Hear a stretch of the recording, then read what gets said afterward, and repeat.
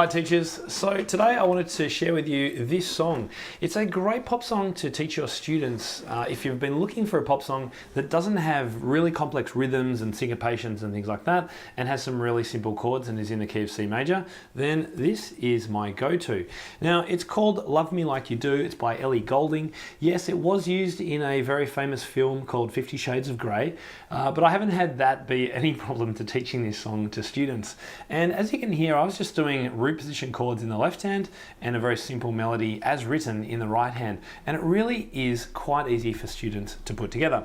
So the left hand chords, we've really got the chords of C, E minor. It says E minor 7, but to start with, just forget sevenths, just go with E minor. We've got A minor 7, so just A minor, and then we've got F, and then we've got G, and we've got A minor, and really they are the only chords in the verse. In the chorus, we've got a few different chords and positions. So it goes like this.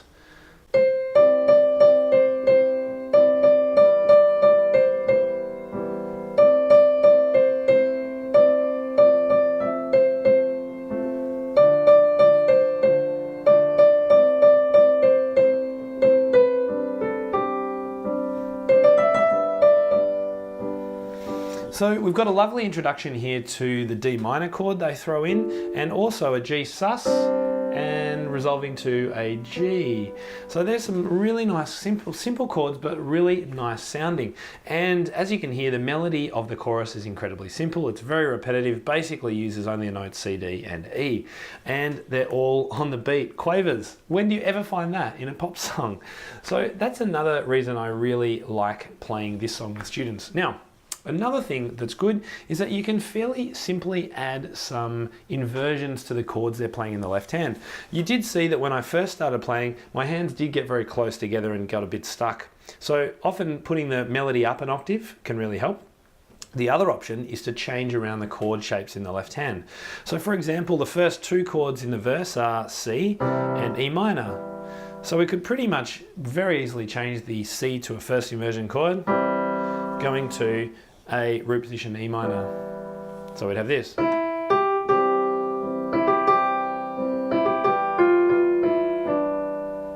Now we do lose the C at the bottom, so maybe a student wouldn't like that as much as just shuffling around where they're playing on the piano. Now for teaching students about sevenths, one of the harder things with sevenths is to try and add a fourth note to the chord. So E minor 7 should be this chord, I guess, in root position. But actually remembering how to do that and working out what fingers to use and all that kind of stuff can be quite difficult for students, particularly if they're trying to do it in the left hand. So what I would encourage you to do is what Forrest Kinney taught me, which was to simply take the root position chord, and if they need to play a seventh, just drop the thumb down a tone or 2 semitones. Now this, of course, is the chord of G, but when the root note in the left hand is an E, we get the E minor 7 sound. This is a fantastic trick. So for E minor chord, if you want to change it to a seventh, get them to drop the thumb down a note. If it's a major seventh, they could drop the thumb down a semitone. Let's stick with the full tone. So we could now play, for example, I enjoy getting students to play chords alone in an accompaniment style. So we could play the C chord, and then maybe the E chord, so dropping the thumb. A minor, same thing, drop the thumb.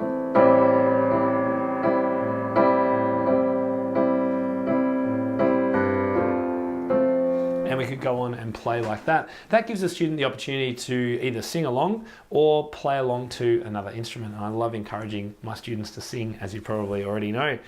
So we've got those few different styles of playing. Again, simple melody, which means that playing it's not too difficult. And you can change and add some inversions and seventh and things like that into the left hand, which is great.